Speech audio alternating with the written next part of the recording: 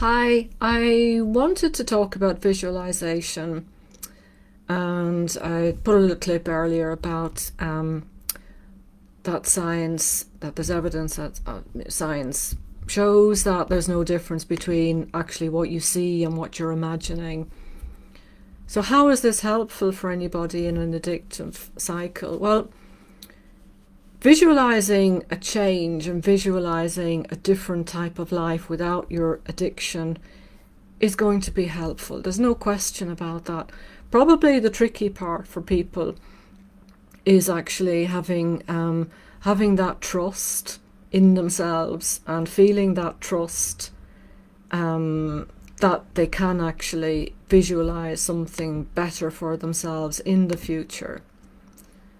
And because you get so used to your addictive behavior, going around in cycles, and you kind of can't really see yourself really behaving in any other way, especially if like for compulsive addictions, and it's like that craving, the urge takes over.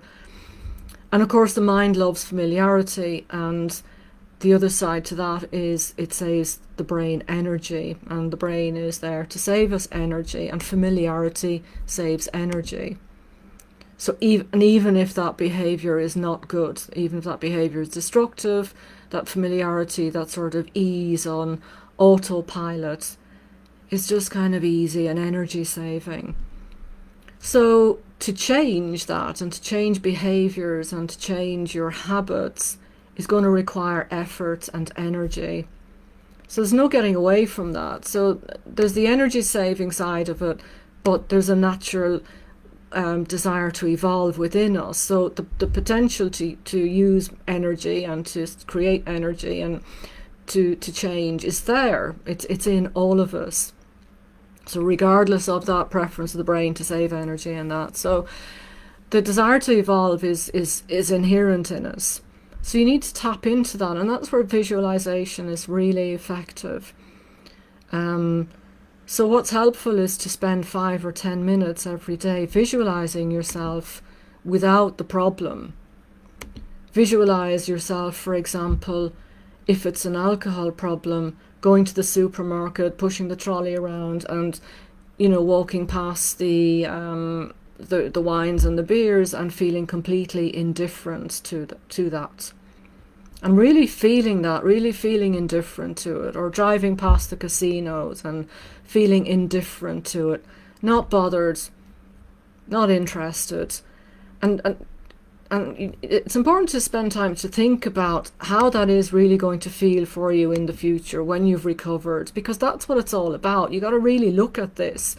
It's got to be more than just a concept and a sort of a notion, an idea in your head. Oh, I really need to do something. I really need to get over this and recover. You got to actually look at the nuts and bolts of, so what does that look like to you?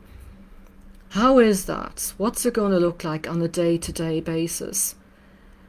And, you might find there's a little bit of work to do there, because with every addiction, no matter how bad it is, unless you've really kind of hit the point where, okay, I can't do this anymore, I've got to change. There's often a payoff. There's a little bit of a payoff with addiction, because otherwise why did you start to begin with? It gives you a dopamine rush. There's escape, kind of burying your head in the sand and not dealing with things, and that's a payoff.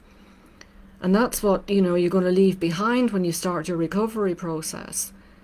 So you need to be prepared for kind of leaving that behind. And I saw a comment from somebody today, and it seemed very apt, as almost referring to it as an old friend, even though it's a bad old friend, but you're still leaving that behind. So there's a releasing something and leaving something behind. There's a lot going on.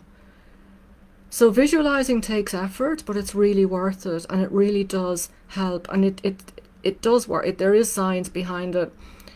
There have been a lot of scientific tests done, and there was one in particular done by a neuroscientist or a neuro professor.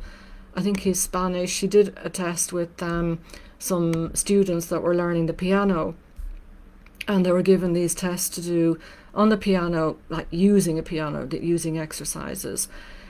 And they practiced them for a couple of hours a day or whatever for 5 days a week, and they did some tests on the on scans on the brain to show that the motor cortex had actually grown and developed.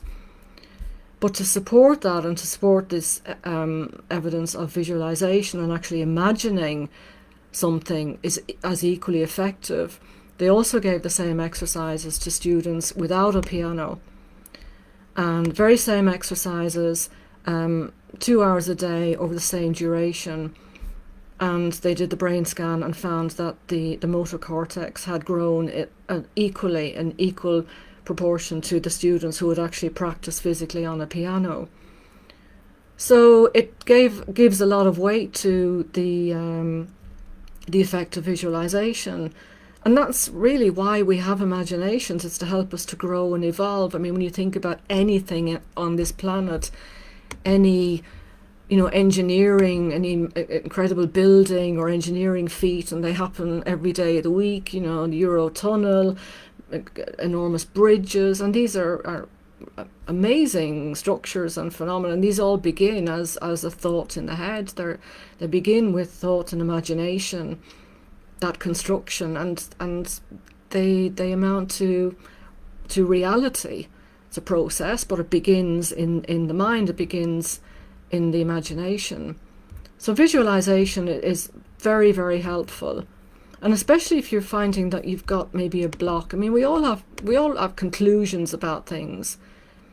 I mean, I had a session earlier today with a colleague of mine who was not to do with addiction, but actually stuck in moving forward in her business. And there was an aspect of her business that she just thought, no, I don't want to start going down that route of marketing. It was actually for so, and that was a bit of a breakthrough, and she felt really happy about it, which is great. So we do cut ourselves off, and we've got this tool, we've got this fantastic imagination, and we need to use it. So that example of the piano students is particularly relevant, like by visualizing. I know I have some other points that I didn't. Oh yeah, visualizing life without the addiction. I've dealt with that. There were so many different points of this. Yes, so talking about if you are doing it, spend 5 to 10 minutes a day, and just think about how your life is going to look without the addiction, your particular life. And you kind of need to look at the details of it, because the details are what are really important. The mind focuses on the detail. And the way that it works is, this is the other point, is it's the part of the brain called the reticular activating system. And this, when you start to focus on something or feed your mind with thoughts about, I used this example before. Let's say you're looking to buy a car, you're looking to buy something. I'm just using a material example. You're purchasing something. And so you do some research on the internet or whatever, and then you're out and about and you just notice them everywhere. Well, I'm sorry, but you start noticing more of them, and you start talking about it more, and you suddenly think, oh my God, they're everywhere. How come I didn't notice these before? Or you're looking for a job, or whatever it is you're searching for. You have fed that information into your mind, into your brain, and your reticular activating system, your RAS as it's called, starts to filter that. And it filters the information that for you is important, and it filters out the stuff that's not important. So you'll see more of it. And even if it's not necessarily an object or something that you're buying, if it's something that you're thinking and feeling and something you want to create in your life, you're similarly feeding that system. And you're also going to allow that to grow, and that will filter out the negative stuff, and it will start to filter in how you want to see yourself and how you want to feel. But you need to do it repetitively, because it grows on that.